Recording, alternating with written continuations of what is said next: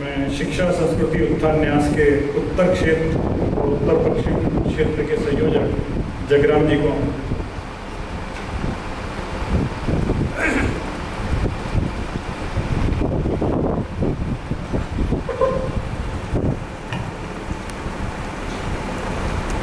सम्माननीय मंच और सभी ज्येष्ठ श्रेष्ठ कार्यकर्ता बंधु और भगिनी, गीता में एक श्लोक आता है, मुक्त संगो नाम वादी धर्मत साय समन्विता सिद्ध सिद्धियों निर्विकारा करता साथी उच्चते। अर्जुन को कृष्ण कहते हैं अच्छा कार्यकर्ता कौन हो, अच्छा कर्ता कौन होता है? अच्छे कर्ता के ये लक्षण होते हैं, मुक्त संगो है, आसक्ति नहीं है किसी प्रकार की, पद प्रतिष्ठा मान सम्मान किसी प्रकार की, दूर सबसे चला गया है, अहमवादी अहंकार भी नहीं। काका ने भी कहा ना, अहमवादी धृत्य से धीरज अपार है, ढेर सारा धीरज है, समन्विता सबको लेके चलने वाला है, छोटा हो या बड़ा हो, छोटा दायित्व का हो बड़ा दायित्व का हो, कहीं भी जैसे कहते हैं फांस होती है ना, मिस्री में समा जाती, मालूम नहीं जब उसी भाव बिकने लगती है। नगर प्रचारक था तब भी की घटना मैंने ध्यान बहुत सारी है। सिद्ध सिद्धियों निर्विकारा और कभी विचलित नहीं देखा, ऐसा कार्यकर्ता सबसे श्रेष्ठ कार्यकर्ता होता है। ये वो स्वयं साक्षात थे, कहते नहीं थे, दिखते थे, आचार्य थे, वो आचरण में थे। सच्चाई ऐसे महामनस्वी की राजेंद्र जी ने बहुत अच्छी बात प्रारंभ में कही ना, मुझे कई बार फोन आया कि देखो अंदर से शुरू करने की इच्छा नहीं हो पाती, तो शुरू कहाँ से करो। नरेश जी कई बार कहते थे, राजेंद्र जी वैसा आदेश आपको कितने हैं लिख नहीं है तुमको, अरुण जी 2 बार मिले, लिखा नहीं अभी तो तुमने, शुरू कहाँ से करूँ ये समझ नहीं आ रहा था मुझे कहाँ से करूँ। पर भागवत का एक श्लोक है ना, कैसे व्यक्ति थे, कायेन वाचा मनसेन्द्रियवा बुद्धित बनावा प्रकृति स्मरामा करोड़ि एकदम सकलम परस्मै नारायण यदि समर्पयामि। समर्पण के भी कुछ पराकाष्ठाएं होती है, काया का सब कुछ समर्पित कर दिया था, जो जो राग संग बजाएगा वो बजते, अपना ही राग ही खत्म हो गया। वाचा समर्पित कर दी थी, राधे ही बोलेगी, दूसरी कुछ बोलेगी नहीं। मन भी वही रटता था, कुछ रटता ही नहीं था, इंद्रियां वही करती थी जो वही कहता है। प्रकृति अपनी सब कुछ बदल दी हो जीवन की जिसने, करोड़ एकदम ये जो कर लेता था वही कहते हैं समर्पण बन जाता था। साक्षात समर्पण के वो मूर्ति बन गए थे। बंधु, बहुत सारी जीवन की ऐसी घटनाएं हैं, कह नहीं सकते ज़्यादा।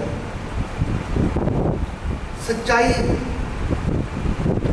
वो अंदर जब समा जाती है ना, शब्द निराकार, शब्द शून्य हो जाता है, शब्द बनते ही नहीं, शब्द बनाऊं किसका। मैंने बहुत कुछ लिखने की कोशिश की, कई महीने लग गए लिखने में। अरुण जी ने डांट भी लगाई इसके लिए, लिख के मुझे पहले भेज, बाद में तुम्हारा भेजना।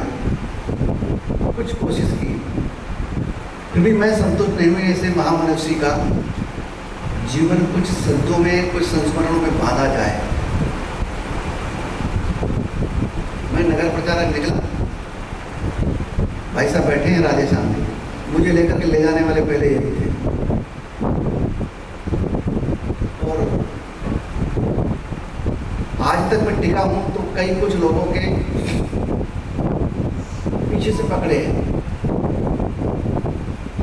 जब तक राणेगढ़ जी थे तब केवल उनसे ही पूछता था हर चीज।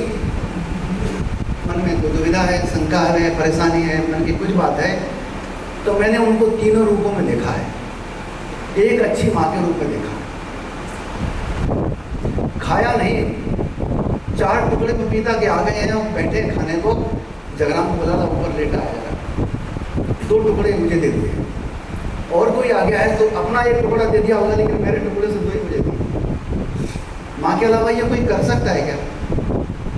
कोई नहीं कर सकता, ओनली वन। इसलिए माँ की स्मृतियाँ होती है।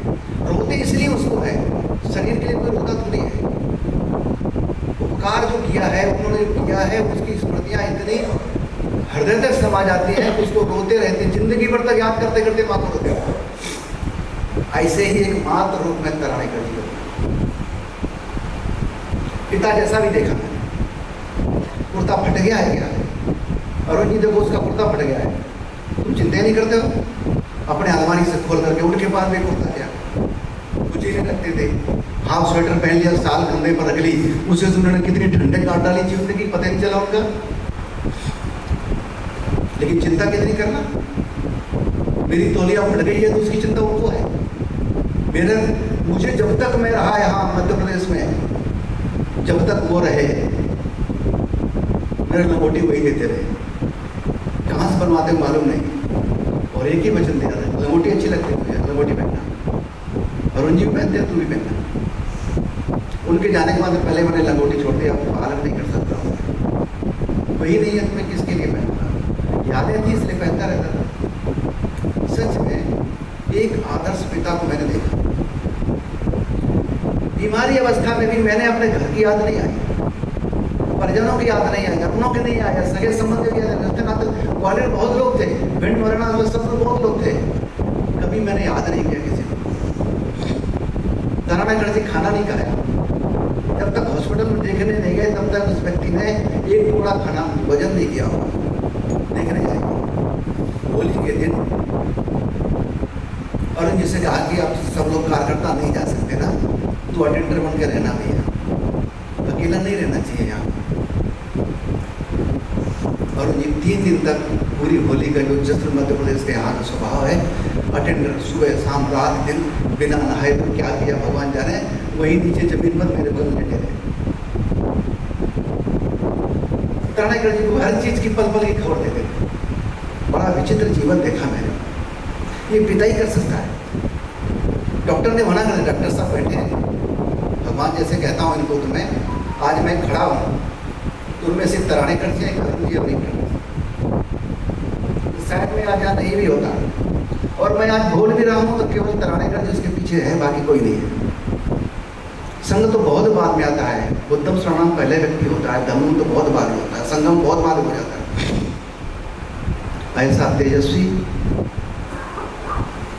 एक शब्द बोल देते थे, बदलने की हिम्मत ही नहीं पड़ती थी, उसमें बदला क्या जाए समझ नहीं आता था। ऐसा उदात्त जीवन मैंने अपनी जिंदगी में आज तक नहीं देखा। बहुत अधिकारी मुझे मिले, लेकिन माँ जैसा अधिकारी मुझे बहुत मिला ही नहीं, ये कहूँगा माँ के अलावा। हॉस्पिटल में लेटा हूँ, भोजन बंद हो गया था, केवल स्लाइन चलती रहती थी। एक दिन देखा मैं सो रहा, लेटा था, बंद थी। 6-7 महीने हॉस्पिटलाइज रहा।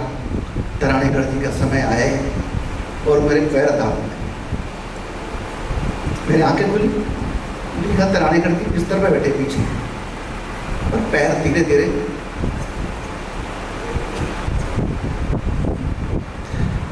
बड़ी विचित्र स्थिति थी, मैंने नहीं देखा था, मुझे उससे कोई स्वार्थ नहीं था उनका, लेकिन इतनी आदमी तो मैंने अपनी जिंदगी में कभी देखी नहीं। ऐसा स्नेह कभी नहीं देखा, ऐसा अपनापन मैंने कभी नहीं देखा, ऐसा लगाव मैंने कभी नहीं देखा। केवल मेरे साथ नहीं, ऐसा नहीं था, अनेक कार्यकर्ताओं को करने वाला एक मनीषी मात्र था वो। जाने कितने कार्यकर्ताओं खड़ा हो गया। आज यहाँ जितने लोग बैठे हुए ना, केवल उनकी स्मृतियों के लिए रोने के लिए यहाँ पर आ गए। शायद नहीं आते, चल नहीं सकते, वो घर से जाने का अनुमति नहीं होगी। बहुत कुछ है, हम सबके जीवन को उन्होंने दिया है। जीवन पुष्प चढ़ा चरणों में, मांगे मात्र भूमि से बर गहबर, तेरा वैभव अमर रहमा, इसके लिए कोई जिए ही जिए। और हम सबके लिए एक काम करके दे गए वो जी सुदर्शन जी के शब्दों में कह करके, संस्मरण को अंत नहीं हो सकते, मैं कहता रहूँगा। बहुत छोटे को बड़ी बात लगेगी, माननीय सोनी जी के सामने तो मैंने उंगली पकड़ के चलना सीखा है, लेकिन आदेश मिला था, मैंने उसका केवल पालन करने के लिए खड़ा हो गया। खड़ा होने की हिम्मत भी नहीं थी, खड़ा हो गया उनके कार्य से। कोई धरती को मैं प्रणाम करता हूँ, धरती पर तराने कर दी जैसे महामनुष्य ने अपने अंतिम श्वासें ली। बस दुख इतना है कि अंतिम समय उनके आ नहीं पाया।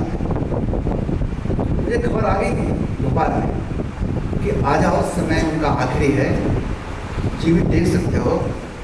मैंने अर्जुन जी भाई साहब से कहा मुझे केवल देखने जाना है,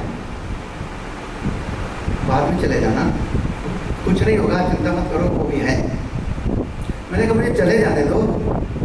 प्राण प्रचारक का थोड़ा सा आदेश भी था और व्यस्तता भी रहती होगी उनकी। अभी मैं जाऊँ, ठीक है, कोई दिक्कत नहीं है, चले जाना। और रात में वो चले गए, दिन में गए। अब तो ना ग्वालियर आने की इच्छा थी, ना ग्वालियर आने का मन करता था। अंतिम समय में उनको मैंने केवल भारत माता के चित्र पर रखा देखा केवल, कभी जिए तो भारत के लिए, स्वामी राम तीर्थ बन गए। चलता हूँ तो भारत चलता है, रोता हूँ तो भारत रोता है, जीऊँगा तो भारत के लिए, मरूंगा तो भारत के लिए। ऐसा तेजस्वी जिस धरती पर अगर आके खड़ा भी हुआ हो तो वो तो गालो ऋषि के बाद में दोबारा एक ऋषि बन करके खड़े हो गई हो। उनका नाम लक्ष्मण था तो रामवीर सार्थक कर दिया, राम के शरणागत हो गए, राव बन गए घर घर के हृदयों के, और तरणीकर हो गए तराणेकर जी के, पर हर तरणी के वो एक पतवार बन के खड़े हो गए। ऐसा श्रेष्ठ तपस्वी का जीवन हम सब के लिए पूज्य सुदर्शन जी के अंतिम बात थी। खुद हृदय का, शुद्ध हृदय की ज्वाला से विश्वास दीप निष्कंप जलाकर कोटि कोटि पथ बढ़े जा रहे, दिल दिल जीवन गला गला कर, जब तक ध्येय ना पूरा होगा तब तक पक्की कदम रुकेगी। आज कहे चाहे जो दुनिया, कल को बिना न झुके रहेगी। इतना सा हम सब लोग व्रत लेके जाएंगे, इतनी प्रार्थना है।